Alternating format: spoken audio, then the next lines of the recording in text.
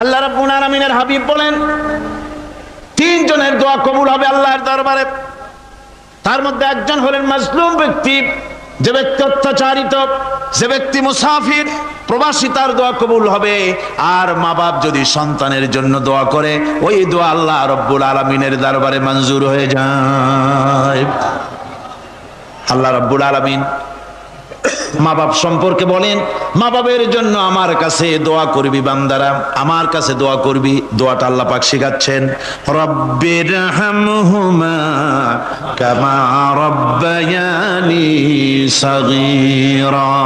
পড়েন সবাই, রব্বির হামহুমা কামা রব্বায়ানি সাগীরা। একটু জিকির করেন, লা ইলাহা, একটা ফ্যান আনতে হবে, মাস্ক। লা ইলাহা ইল্লাল্লাহ, লা ইলাহা ইল্লাল্লাহ, লা ইলাহা ইল্লাল্লাহ, লা ইলাহা ইল্লাল্লাহু মুহাম্মাদুর রাসূল।